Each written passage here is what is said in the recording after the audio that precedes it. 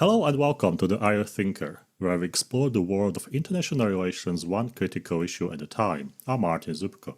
Artificial intelligence is rapidly transforming cybersecurity. It promises stronger defense capabilities and offers powerful tools for strengthening IT systems and critical infrastructure. At the same time, however, the same technologies are becoming available to malicious actors, enabling more sophisticated, scalable, and adaptive cyber attacks. Important questions emerge. For instance, what role will it play in the future of cybersecurity? How will it transform geopolitics and international relations? And what impact will it have on our everyday lives? To explore these issues, I'm joined by Myriam Dunn Cavelty. Hello? Hello. Myriam Dunn Cavelty is a senior scientist at the Center for Security Studies at Swiss Federal Institute of Technology in Zurich. Her research examines the political and societal implications of digital technologies, cybersecurity, critical infrastructure protection, and technology governance. She also serves as a co-editor-in-chief of Contemporary Security Policy. I would like to start with basics. When we hear the phrase critical infrastructure, all the time we are thinking what actually it is behind, what's it's covering, what sort of scope, range of technologies and systems. Because when you are a baker and you have a bakery and someone will come to pay, for that person, that terminal is a critical infrastructure because the transaction must go. For government, for instance, energy grid, financial infrastructure, that's critical for the government. So what's the actual definition in the EU or beyond when we say critical infrastructure? Thank you very much, Martin. You already mentioned it. There are different perspectives. So it depends, whom we talk to. Do we mean the public debate, or are we looking at the world of states again? And the topic of critical infrastructures has become very important in the 1990s already as an object of security. There is one document from the US, the Presidential Commission on Critical Infrastructure Protection from 1997, where for the first time they actually fused the question of critical infrastructures with cyberspace. At the time, we had a world where we had an increasing digitalization, and a lot of these critical infrastructures, or critical, will come to the definition, was connected to the internet. So it created this new fear that these objects could be targeted by outsiders, by foreign actors, by threat actors, etc., etc. And then starting in 1997, a lot of states, also a lot of European states, started to define what they mean. Usually, they look at sectors. Such as logistics, energy, state, government. So the things that we as societies need to function. So you find definitions, or also very clear lists, lists of the sectors that are considered critical. And the criticality is linked to the, what it would mean if they would fail, if they would no longer be available. And most states have a big overlap when you then start comparing these different sectors. There are a few specialties. I'm not sure whether it's still the case, but for example, the postal system, I think, was listed in the Netherlands as critical. They would also have the dams, so the infrastructure, kind of protecting you against the sea in their case would be critical. So there is variation, but in general, it is linked to all those things we need as a society to function. And these lists have also changed over the years. Obviously, there's a change in this as well. But in many ways, you would, as soon as somebody would show you these lists, you would go like, oh yeah, I agree. These are crucial backbones of society. And the topic, or the word infrastructure, is actually quite interesting because it's kind of this substructure. It's there, but often we don't even notice it. We only notice it when it fails. And then, it creates an issue, but they are designed to constantly support us in how we lead our lives. And as a scholar, do you think that that definition and characterization is pretty stable, or do you think that it's getting to the stage where everything is gonna be critical infrastructure? Because sometimes you have that overhyped notion in academia and research, and people associate everything with everything just to justify the research. So based on that scholarly definition that you work and your colleagues, do you think that we are sort of mature in a definition of critical infrastructure? Yes, I think we are more or less mature. I tell you why, because it's so flexible. As I told you, you can actually start playing with these elements, so the support or what society needs, but it's also stable in the sense that there is an understanding, especially also on the policy side, that some of these critical infrastructures are super critical, and the one that we always hear about is energy. If we don't have energy, we are, in deep shit. And a lot of states, but also the EU or the NATO, etc., have then started thinking about scenarios with blackouts, for example, is a classical one where we have a lot of contingency planning. Also, what would it mean? How long could a blackout be until really bad things happen? But then also, what would we need in society to mitigate some of these risks when it comes to blackouts? So I would say that is fairly stable, and critical infrastructures are not that interesting for many academics because they're actually boring. They're there, they work. And I think a lot of academics focus much more then on the threat side. So, the actors out there. And that's also when obviously the cybersecurity comes back in, and the hybrid threat scenarios, etc., where, if you think about sabotage, etc., it's all directed against critical infrastructures, obviously, which are civilian objects, which is also then, kind of showing us how these concepts start merging and blurring in hybrid threat scenarios. But yeah, I would say critical infrastructures have never been a hype topic. It's too technical also. It already sounds very technical. When I was preparing my slides for a lecture about cybersecurity, I often visited the European Union Agency for Cybersecurity, otherwise called ENISA. And based on your research, I would like to ask you, because there is a certain history of this, and it's not easy job to coordinate 27 member states and all the policies within the European Union. You might have a better perspective because you're based in Switzerland. So what would be the three biggest contributions and three biggest failures or shortcomings since the agency was established?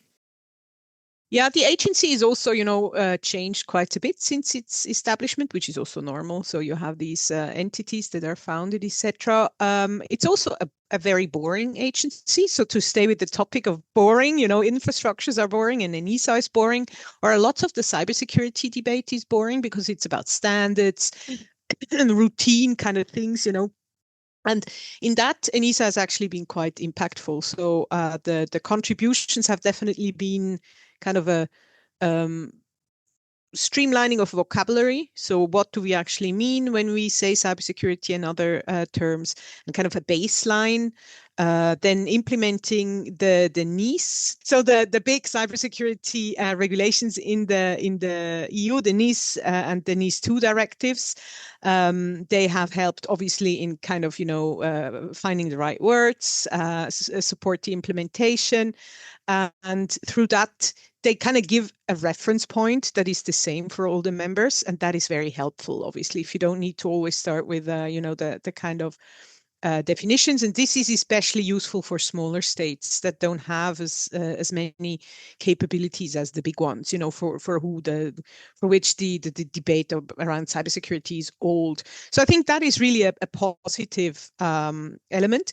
And then based on that, you could also say capacity building, as it is often called. So kind of making sure that different member states and units have the capacity to understand what's happening in cyberspace, plus exercises. Exercises are one of the most important tools in many fields, but also in cybersecurity, because you always, if you think cybersecurity as a task within national states and also at this intersection to critical infrastructures, you would not only be interested in the technical, you're interested in, what happens in the non-technical, so the impact, but also the coping capacity. So which kind of state units have to do what, how do we need to communicate, etc. And you can only do that through exercises. This is also well established. And they've been quite, important in supporting them. And also kind of keeping the record, looking at lessons learned, etc. And then certification frameworks. The Cybersecurity Act kind of makes ENISA a very important piece of the engine in cybersecurity certification since 2024, at least. And that is also important that you have these, kind of entities that have some kind of oversight role or hub role. So again, boring stuff, but quite important in the sense of, kind of continuously stabilizing the field also, and the meaning you give to things. Then the shortcomings, that's also typical, and that you read a lot when you look at ENISA. They get more and more tasks, but they're very small. They have fewer than 200 people. And in that sense, understaffed. So I think the ideas of what they could do are much bigger than what they can actually do with the people that they have. And then there are a few hard topics that are given, to entities like this. Like the whole certification questions, standardization, etc., is usually super slow. And I can't say it's ENISA's fault, but it's certainly not, an entity that is like in the driver's seat or has the connections to be able to kind of lobby and push for bigger steps. And in many ways, they coordinate rather than are, really operative. In many ways, it's also, that makes a lot of sense. That often happens because you cannot really do cybersecurity from a central. I mean, in some countries, you might be able to do that, but not in a construct like the EU, where you give one entity cybersecurity tasks, that then also are kind of act in member states, etc. And I think that are shortcomings. So it's too small, perhaps, for all the tasks that are given to it.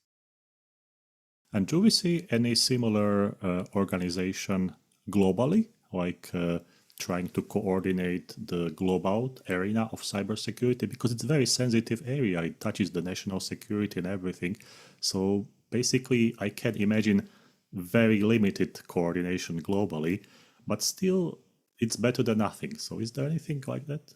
Yeah, there are, but not, state-led or UN-led or anything like that. I mean, the IT security has always been, a very bottom-up kind of field, and technology specialists are often very open to talking to each other. And the one forum that comes to mind is FIRST, the Forum of Incident Response and Security Teams, which has existed for a very long time. And they are global in the sense they really try to kind of give everybody a voice and kind of discuss some important topics for the community. But it's not that they have any, kind of acting role or anything. It's much more a forum where you can meet and discuss things.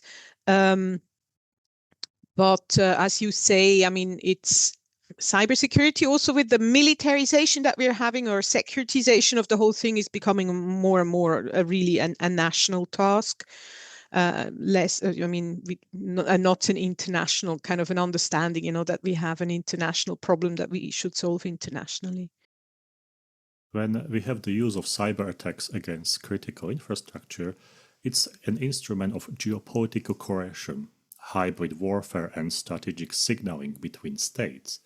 Can you explain the differences and maybe give us an example? Because when we say attack or threat, sometimes everything is all together, but still I think it's very important to distinguish between certain types of instruments and maybe say which one is where on that scale of threats. Mm-hmm.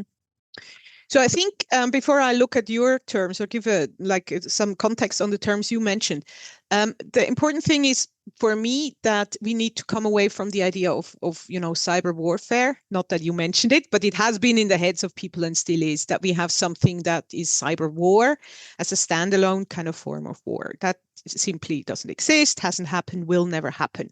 What has happened over the years is that it's become clear how useful this domain, let's call it that, even though there's also, issues with kind of unifying it into one domain. But this domain is particularly useful under the threshold of war. So for hybrid warfare things, but especially for espionage. So most of the activity that we see in cyberspace that is, attributable to states is espionage. That makes a lot of sense because you usually need time to breach a network. You once you're in a network or in a computer, you usually don't know where the information is that you need. So it's not that easy to create an effect through cyberspace as we used to think. So if we understand that it is mainly an intelligence tool, and some people have called it an intelligence contest, what we're seeing in cyberspace, then also these terms that you're using make a bit more sense. So coercion is actually that you force somebody to change their behavior. And there are no cases in cyberspace where a pure cyber attack has, had a coercive effect. There's also quite a bit of literature on this now. And there is absolutely no evidence that it has coercive power. So it is, if you see it used in more forceful contexts, usually just an add-on to things that are already happening. But you need real force, and often also like military force, to really, kind of conduct the kind of aggressions that we are thinking about. So for coercion, it really doesn't work well. Strategic signaling is hard to do research on, but we have a bit of evidence, or at least, some explanations where you actually show capability. And some people say that Stuxnet, this is the worm, in the Iranian atomic program in 2010 had this element. It's just one theory, but that it was also, just to kind of show what you could do to then change the behavior of another state, or also to kind of warn, look what we can do, so don't dare do this, otherwise we could do that. Again, it doesn't work that well in cyberspace because we have this problem of attribution, of not quite being sure usually immediately who it is. And for strategic signaling, you actually need that. So you would need to be able to know these are the Russians or the Germans, doing this kind of thing.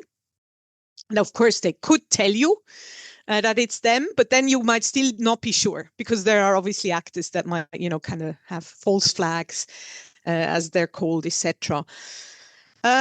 We do have maybe perhaps in the Middle East, Israel there is one threat actors, that's what these groups are called, named Predatory Sparrow. And they did a few things to potentially show capability and kind of, produce warnings. So there's an attack on an Iranian steel plant, where you would also then have almost like a media element to it. So like making sure that the films are out there, and then kind of also have a discourse around, how dangerous that is. But in signaling, it's always, you want to be seen and to be understood. And for that, cyberspace is not the best way of doing it. And then we have hybrid warfare, as you mentioned, and there it's also become clear early on, since Crimea at least, that cyberspace is just a very versatile and good domain to do all kinds of hybrid operations. But also in general that it is linked to vulnerabilities that societies have that you can exploit in hybrid warfare. And here the term is subversion, which is an old tactic.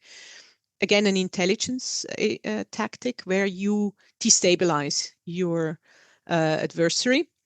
And you used to do that in the Cold War without the internet, but nowadays we have new vulnerabilities. And I would say the most classic one is, social media, platform algorithms, in general, polarized societies into which you can kind of insert, more uncertainty, etc.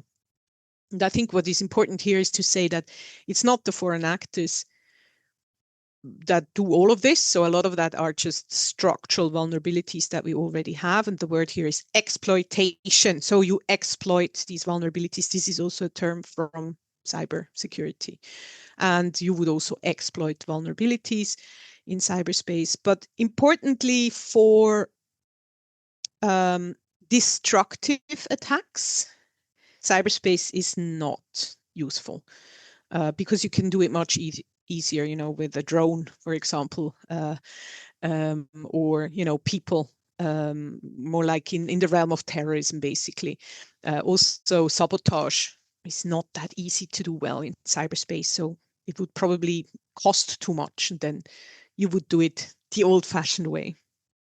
I think that's also very important to explain those things, because when you go through media or social media, sometimes even cybersecurity is used in cyberspace to basically spread some misinformation or to adjust information a little bit to get some emotions from people, like a threat, or there is this state or this actor, and people think, oh, they will shut down everything, like electricity, financial system, everything. But when I was researching the real impact and research evidence, it's not that easy. That's one thing. And the second thing, I think sometimes we are inflating those threats just to do that effect. That's my personal opinion. Yeah, it's a good point, but it's hard to see exactly who inflates and why. So the hype has a variety of different, and you mentioned hype before, so a variety of different people kind of profit from hypes, and obviously academics also profit from hypes because then you can write about things and you're invited, etc. And the industry. So there's a lot of economic actors who have an interest in hyping things. We can certainly discuss also some of the AI companies right now. And it's very hard to cut through or to understand, what is real and what is not. Sometimes it takes time. In the whole cyber security, cyber war, cyber operations field, it took us a long time.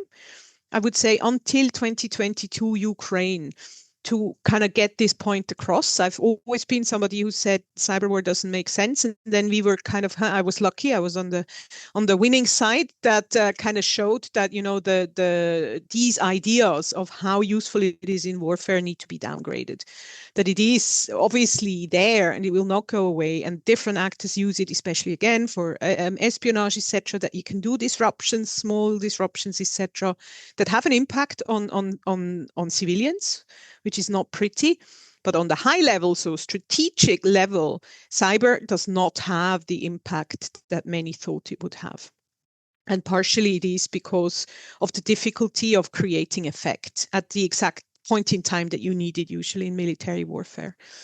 And to actually create a lasting effect. Because if you now think of a computer and I'm in your computer and I delete something or whatever, if I have backups, if I have the right defense, that, attack might down my network for an hour, but then I'm back up. So it's also usually effect, or it's reversible, as we often say, which doesn't mean it doesn't happen all the time, but it's just, we need to make sure that we really understand cause effect and impact. And one last thing on the impact, because you kind of, threw me that ball.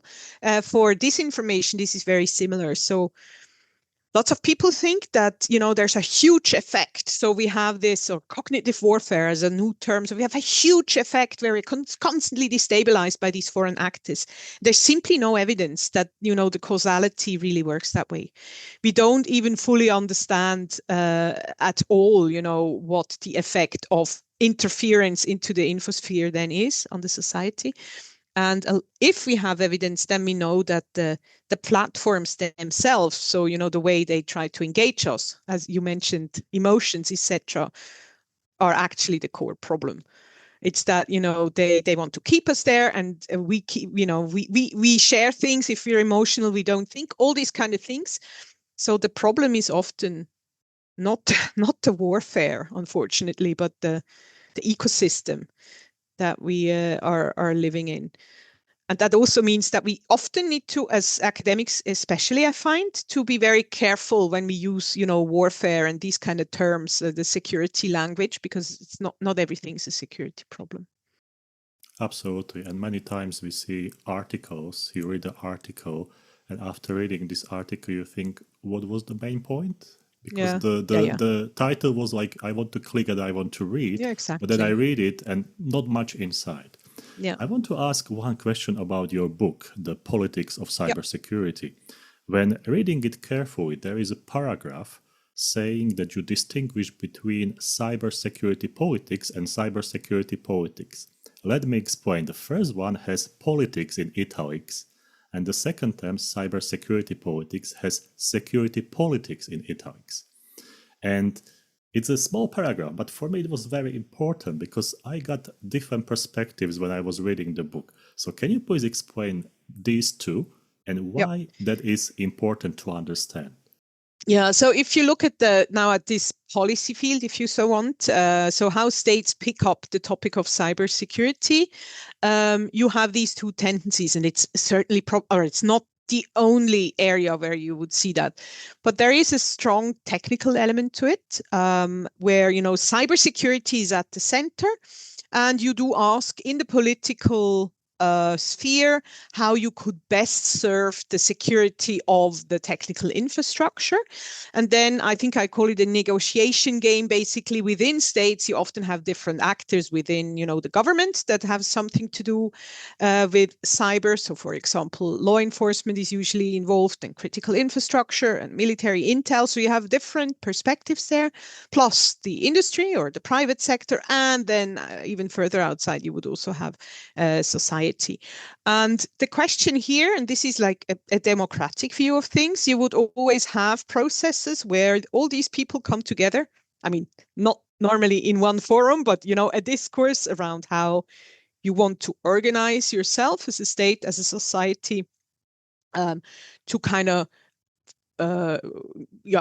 create more security. This is usually a non-zero sum game in the sense of everybody profits. If you do it right, you create more security, and that is what you want. If you go to the security politics, and then, the cyber is the add-on to security politics, you securitize and you start playing the security games. Then it's clear who's in the lead. It's normally the military and the intel. The resources go there, and other things become possible, and other things start playing a bigger role than actually the security of the internet, let's call it that, or cyberspace.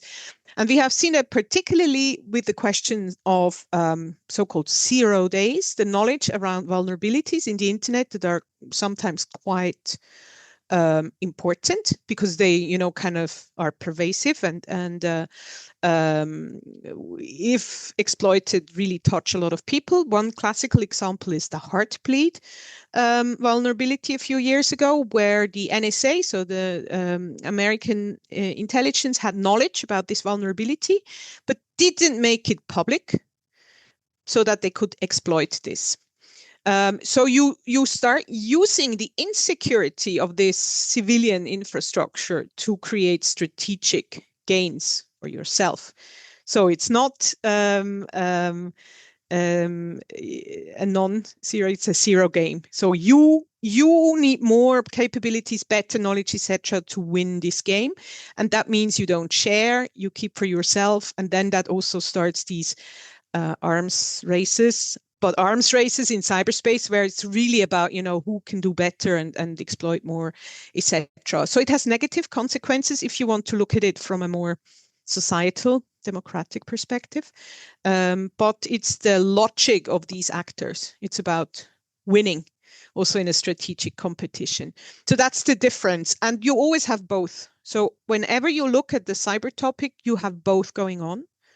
And I think if also for democracies, it is very important to understand where you want to land, where you want to, in the end, spend money on in cyberspace. Do you really want to, strengthen the resilience and the security of the civilian infrastructure, the private sector, etc., or do you want to have, a military that fights wars also in cyberspace? And most countries would say both. that's fine. I think that's also kind of, that's what happens. If somebody else has a cyber command, I also need a cyber command. But you still need to ask these questions, because in the end, it's about where you put resources and people, and where you recruit and how you train and all these kind of things. And yeah, it's like it's a trade-off also. You can't do the exploitation and at the same time, then, preach about being secure in cyberspace. On one hand, you want to research about cybersecurity. On the other hand, some people might be happier if some things wouldn't be public, I think. Yeah, that's true. I mean, for us, this is like doing research in this field is not easy because it's, a lot of things are simply not public. And it's interesting that it was mainly leaks or Snowden, that gave us insights into parts of this ecosystem that we would not have seen, and other kind of leaks that have happened around, certain tools, etc. But a lot of it, because it is intelligence, is simply you don't see this part. The practice is actually what is done. You can do research, but it's always limited. There's always stuff that you don't see. Yeah, I spoke with some scholars who had to consult a book before publishing because just of the questions of national security, which is, I think, quite common, and people must understand that academics can't write everything, because otherwise that would be not even able to be published, anything, any paper, any book. It's interesting, and this is a question of research ethics also. I mean, it's always, that we need to be aware of what we could endanger, depending on what we write about. And I think some academics in cyber field also go very closely more towards journalism, in the sense of investigative journalism. This is also a way how you can get data, so to interview people that might know things, etc. But it brings up new issues, I think, for academics that we need to be aware of, at least. One of the scariest ideas I've heard is that cyber conflict driven by AI won't look like a traditional attack with the beginning and the end, but it could become constant in real life, in real time, in everyday situation. But some people are skeptical, some people are afraid. How should we position ourselves when we are dealing with such a question? Are we watching too many movies, or is this a realistic picture? You can never watch enough movies, so no, we're not watching too many.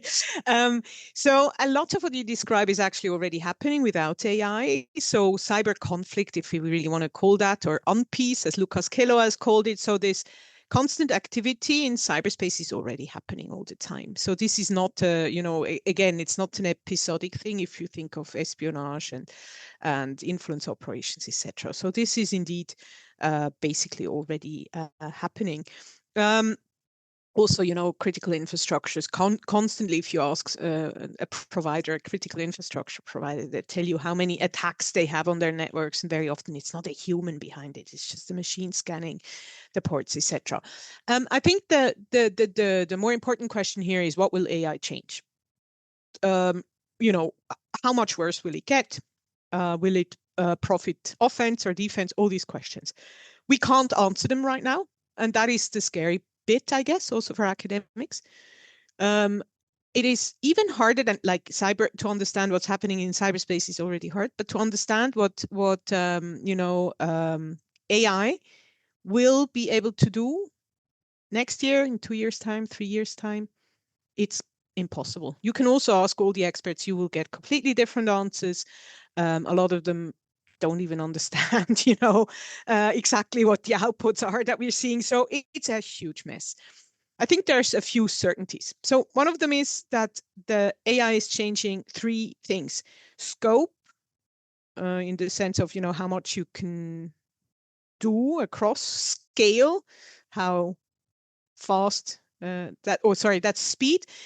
Scale is basically, in the sense of how many targets, and the speed is how fast. So that, I think, is clear. That's exactly what these kind of tools do.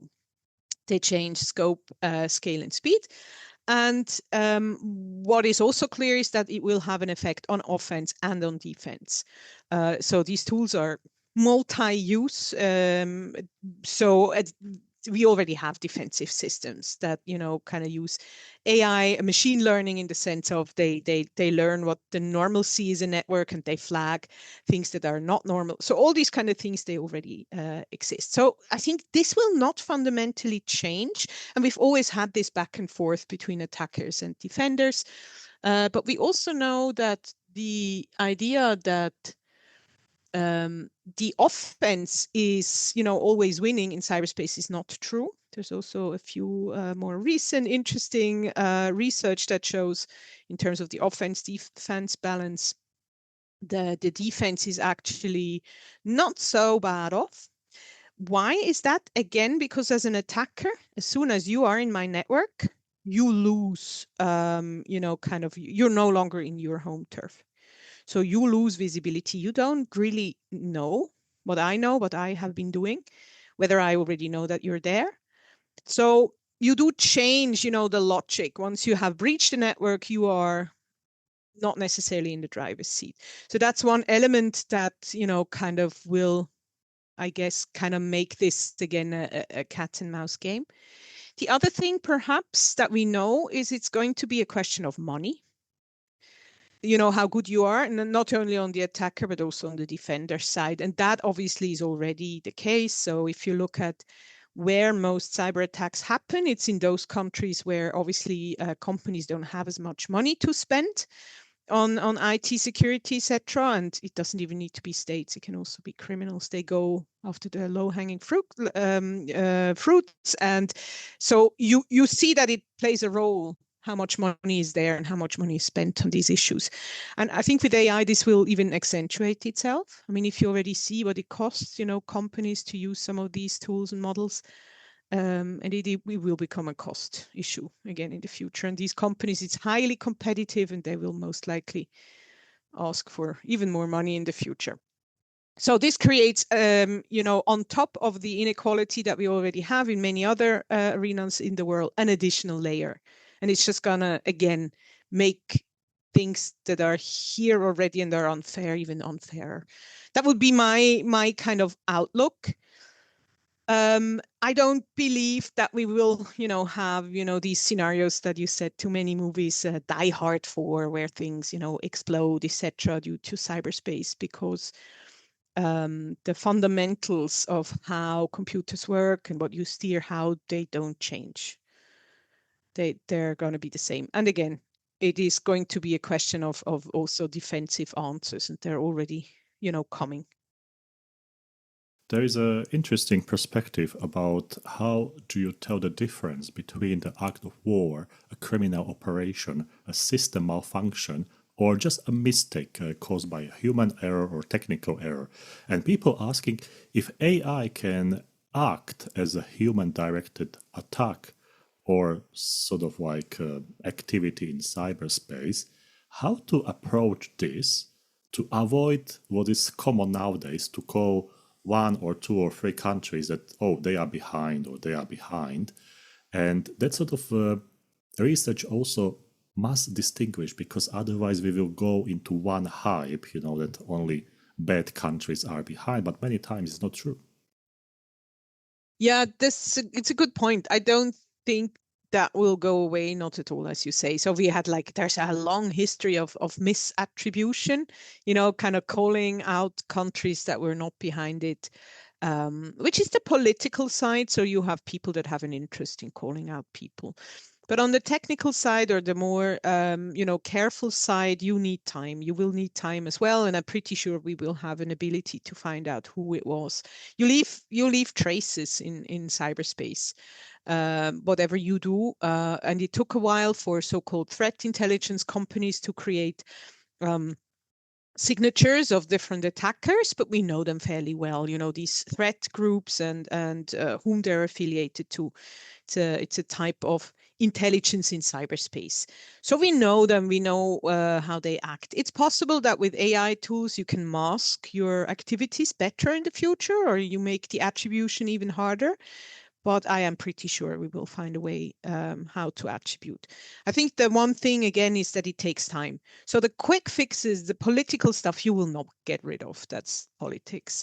But behind the scenes, if it then really matters, you will need time, you need the capabilities. Again, this is a money question. You need specialized teams to be able to do that kind of forensical analysis, etc. And then if you then want to react as a state, every state knows you need to be pretty sure that you know who it was. So nobody would just want to, you can point fingers, that doesn't cost a lot, but if you really kind of counterattack or, react on a diplomatic way or whatever, normally you need to be fairly sure. That will not change. States will not change the risk calculus here. They might do things because, they want to be aggressive against somebody else, also in the diplomatic sphere, and they will do it. But otherwise, I am quite confident also from the history of cybersecurity that we will have the right tools to do the attribution. And then also, distinguish between, criminals and states, etc. That's another thing that belongs to attribution here. Yes, and also that we know the long history of false flag operation concept, which goes from centuries. So this is something that we can't change. And I also heard about specialists who are focusing on that. So to create attack which looks like, I don't know, from this country or this actor, but it's not. But this is that false flag operation, which I think will play some role. It is interesting, though. There is a bit of a debate about this, because now back to your signaling element. So if the relationship is between states, very often they have an interest in being known. So false flags make sense if you are in an environment where you really want to mislead somebody. In hybrid warfare scenarios, that makes sense. So, kind of create uncertainty, etc., or create, or focus people on the wrong thing. But if it's really about strategic relationships between states, you might actually want the other to know that it was you. And then you're back to strategic signaling. So there's quite a bit of a debate there as well. How states can make sure the other knows it was you, and they do that already. So it's basically you communicate on the side, in the right kind of Telegram channels, etc., because the other is looking at those. So it's not a straightforward game. It really depends on what you want. Yes. What the aim is of the attack. I think this was quite well documented in case of North Korea and financial cyber sort of attacks and thieves, because this is what I was lecturing to my students, because they wanted to show that, look, you are portraying North Korea as they don't have electricity and there is no technology, and suddenly the bank in New York is hacked by North Korean actors. So this is a very good point. So this ability to also show that you're able and capable, we had that also. There's quite a few texts in the nuclear realm, where having the bomb was also part of a symbolic, it's like power. And in cyberspace, it's similar. To be able to show that you have this power is probably not as important as being able to really do things, but still it is also to be considered that obviously states have an interest to be seen as capable, and it could have a deterring effect as well. So if you can show that you have a cyber unit that can do bad stuff, you might again signal to somebody to perhaps, be careful. If you attack us in the cyber way, we can actually hit you back. So this is also an element that is at play. During the Cold War, leaders had hours, sometimes days or minutes, to make decisions about very important strategic actions. But now when we're talking about AI, those systems could compress that to sort of seconds that you must decide. How to approach this? What do you think about that sort of new concept of decision-making process when we speak about cybersecurity and AI? So I think we need to distinguish. So a lot of cyber operations take a lot of time, so they're not fast. Where we do see the compression of time is obviously with the AI decision support systems now, the targeted target capture and killing or shooting, like in Iran, where we have seen an incredible increase of targets hit within the first day, etc., which is AI aided. And there we have a compression of time. And I think there the debates are also focusing on the question of the human in the loop, reaction times, how much is still significant, etc. We're also talking about the compression of time with like hypersonic missiles and stuff like that. So there in the technology field, we have, like in war fighting, tempo is becoming the one thing that will make the difference. And that's worrying a lot of people. But that's like one side where it is more about humans pressing the trigger to kill other people. Whereas in the cyber realm, with or without AI, I don't think that things will speed up that much. It's easier for the attacker. So the cycle between attack and potentially, getting in might speed up, but I'm not sure whether the overall impact chain will speed up. So if you think of espionage, for example, it takes a long time to get into a network, then it gets a long time to sit there to actually see, what the information is, and then maybe to exfiltrate and steal data. And then the big question is, how and when do you act on this data? And we don't know. How should we know? So we don't know what the impact is. Maybe that cycle will get faster, because if you have very good machines that, look at all the data you have stolen, you might actually create an impact faster, or you understand what you do faster. But I don't think that these are the crisis scenarios that we're going to look at in the future. And with the human in the loop, with lethal armed weapons system, that is the more worrying question that is addressed in a variety of different, also at the UN or in Europe in the re-aim discussion. So how to deal with the compression of time in the OODA loop, basically, because we still want people to make decisions, to be responsible also in the end, when we kill someone. One interesting remark from me might be that when I spoke with some people from the darkness, as I say, they say it's not a big deal to hack someone or to prepare the strategy and everything, but the honeypots are getting much more sophisticated. And those traps, like for instance, you go to Darknet, there is a website, you can buy something, but basically it's run by FBI to get people arrested for illegal activities. So I think this is also something that cyber criminals and even attackers know, that on the other side, this level of protection is much more sophisticated than 5 or 10 years ago. Yeah, absolutely. Yeah. This is exactly what I mean. I mean, it's just a constant learning. And it's not become necessarily much easier for criminals. So we also see that if you really want to do the big scoops, you need to be quite capable and invest quite a bit of time.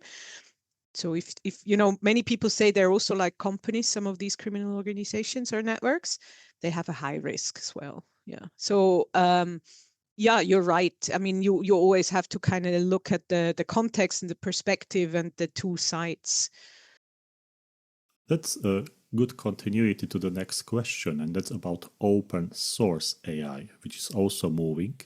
And what do you think about getting that sort of new sophisticated models to the hands of smaller organizations? I'm speaking about mafia groups, about groups targeting specific targets, either based on political, religion, military, technological background. So what's the risk there? And is there any regulation, or this is sort of out of our hands and we basically have no idea what those people might do with those models? I mean, this is also an old debate. I remember the 3D printers when they came, and the fears that now everybody would print their own guns. And so whenever we have a technology, first it's, oh my God, it's going to change the world. And then it's, oh my God, non-state actors will get their hands on it and it will change everything. And in parts, it does change things, but it, again, kind of often is not as extreme as we, or some people think.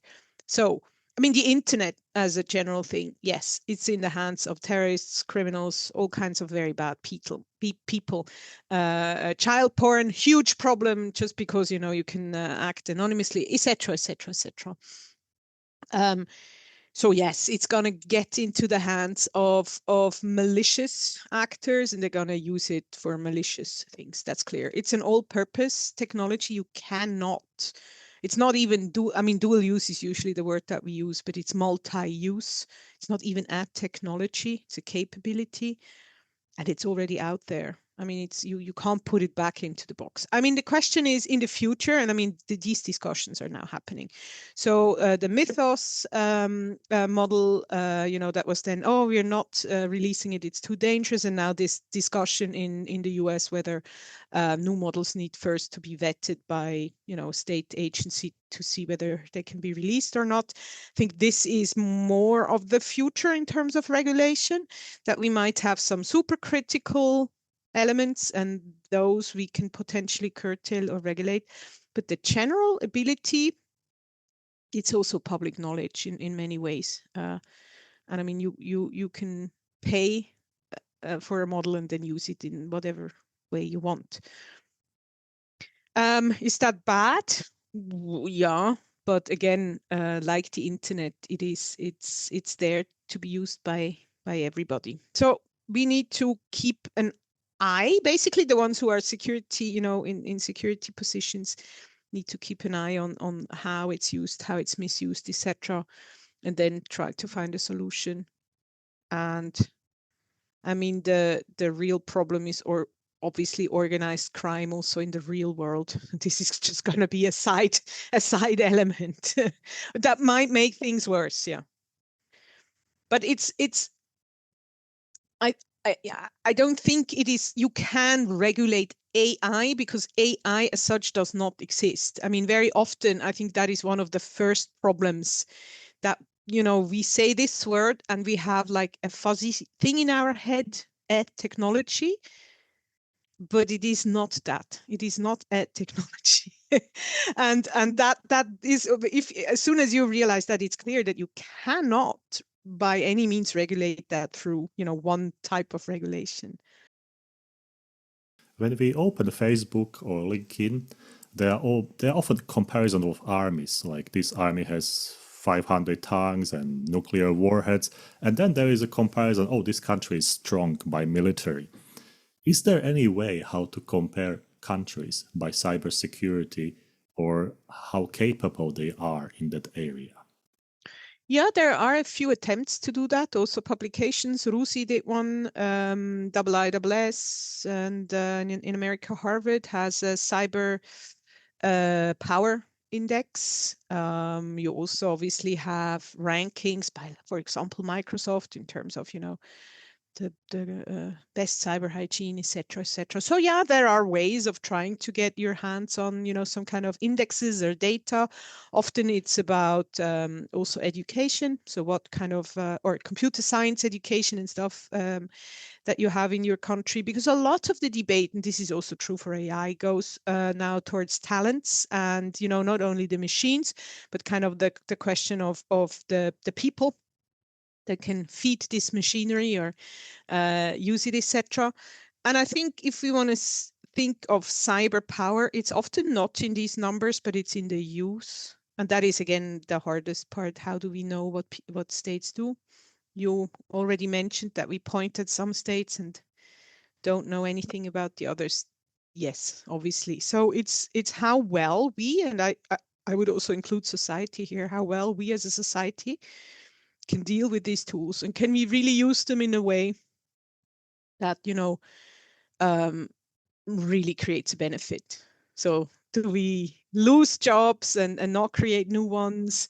Can we free up time to do other nice, so, and this I said that in the beginning already, this is this mess that we're in. There's so many moving parts that we don't really understand where it's going to end, what the impact is going to be. I spoke with my friend from UK, and he has a company, and I asked him, how do you deal with cybersecurity and all that things around? And he just said, I contracted it to one company from Bangladesh. So basically, in the UK perspective, the company is well protected by, when you ask about the know-how, it doesn't come from the UK, which I think will also play some factor in the future when you compare how many contractors people use to secure the cyber. This is a very interesting point also, where you have, with states and the topic of digital sovereignty, which is kind of related to what we're discussing, is coming up very strongly now. This is the question of what do we need to insource back?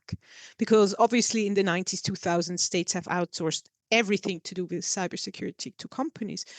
But now that it is becoming more and more important also for, the ability to act basically as a state, the debate about what you need to have in-house is coming back, and has started actually with the question of cyber commands. The question of, if you have military personnel, you can outsource some things, but there's a lot of things you would not want to outsource, definitely not to, non-nationals and stuff like that. So that question is coming back, because you create a lot of vulnerabilities by outsourcing, giving contracts. And a lot of the hacks that have happened also against state data, or like confidential data, is often not against, state-owned infrastructure, but happens because you have outsourced part of, the data, given the data somewhere else. That's also the difficulty, in this whole topic, that a lot of what we're discussing has a lot of it has to do with economics, with business interests, with cost benefit analysis, and then comes to bite you in the ass, so to say, when you then, you don't have the control over the security anymore.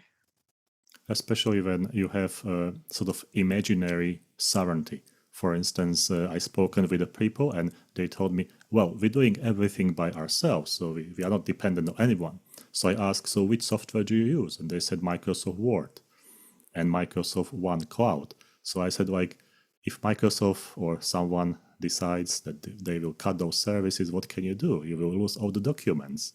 I think so. This is also that perception that we have, that we think that we are independent because I have my own computer. But behind, there are many processes that we should understand are not ours. So, yeah. So the topic of digital sovereignty is a big one that's coming. It's already here, but it is really kind of now also becoming much more and more security relevant. Also, in terms of military capabilities, fighter planes, all that kind of things, and the question of where are we basically autonomous and where are we not. And then obviously you think of all the tools that we use, and that's also why many push there are many states that now say, let's just kind of switch from Microsoft to something else and then we are secure. But that's also a bit too easy. It's also a very political move, this, anti-Microsoft sentiment that everybody has. It will not easily solve these problems that we're having in this sphere. And to understand the whole supply chain also in the digital is extremely difficult. You need a lot of detailed knowledge that not many people have. Yeah, and especially when you have those companies, Google, Microsoft, Apple, they were building infrastructures and coding for generations, basically. And now we have that case in the European Union that we have the new European Office solution. And just it's just very hot topic because of that link to Russian-only Office as a code. And we are thinking, well, you can't just take from Microsoft to something independent overnight. It doesn't work like that, especially when you have so many people in European Union. It's 450 million people, right? So to argue with digital sovereignty is something you must really go deeply and have a look at all those details. The last question for today's interview. As a researcher and academic, what do you consider as under-researched topics when it comes to AI as a cybersecurity actor internationally? So I think a lot of research is now also happening already. So maybe start with that before we look at the gaps. I think especially, these IT security risks through AI, they have been recognized. Also model poisoning. So all these ways you can now additionally impact, the digital sphere through AI. So this is more the technical realm. In general, they are always faster than we in the political or social sciences. We're always behind. Makes sense because we kind of need, some debates to settle first, or at least, to have some clarity about where it hits in societal terms. So I think more also from what interests me, which is more like critical security studies, kind of always asking these questions about how do we see things, what does it, what kind of impact does it create? It is definitely at those intersections where AI tools now meet, other communities, and they're folded into the practices, etc. So how does AI change security practices in the military, in normal, bureaucracies, in the intelligence field, etc.? That's definitely something that we need research on. Might be too early though. Because I still think we are now in the phase where, there's an uptake. So a lot of people start using these tools, but probably don't have enough stability yet to see this. That's definitely one of them.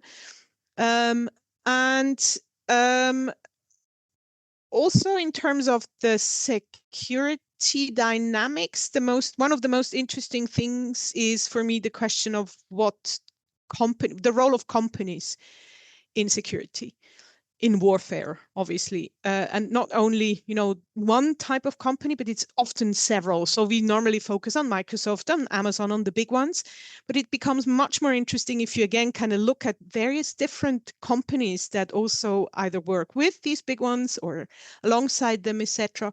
And we often hear this, they have power now, but what does that mean? What kind of power? What, to do what? What is the relationship to states? And kind of, finding also perhaps theoretical tools to understand this amalgamation better, the private and the public together to do whatever power. That for me is a gap, but I think people have also realized. So it's not that you can study this and nobody else has done it before. And then in general, I think a lot of the, again, boring stuff is going to be more interesting. So a lot of science technology studies have, tried to focus on the boring, on the infrastructure, on the routine. And I think that will be interesting also in terms of what are new routines around AI coming into our work cultures and security practices, and what then gets pushed away. So what is no longer flashy? Because now AI is the big topic, and you put AI in front of things and you get funding. But what about the stuff that gets pushed to the side and outside of what we're seeing? That is going to be the most interesting, to find those potentially hugely problematic issues that are not flashy on the surface. And that's always a gap for scholars to go look for. I remember when I was explaining one boring slide to my students, and they said, but this is so complicated, so boring. And as I said, well, the person who is doing this in Oracle is taking 75 grand a month. And they said, oh, okay, where should I get more information? Not that boring. So not that boring. Yeah. But this is this I think is really important, that we as researchers do not follow the big flashy only, but we dig deeper. Yes. And we destabilize, these truths that are forming. And because you have these companies that are so important in framing the discourse, it is even more important that we kind of look behind the scene and try to kind of unpack some of these big black boxes that are now created around AI in cybersecurity. Dr. Dunn Cavelty, many thanks for sharing your research insight and information with us. It's a fascinating topic, and I think it's never-ending one. So we can talk about it for 6 hours and still not covering everything. But when we have those boring stuff, some good books and good researchers, it's a very exciting field of study and research. Many thanks for being on the IR Thinker. Thank you very much, Martin. Very enjoyable as always. Thank you.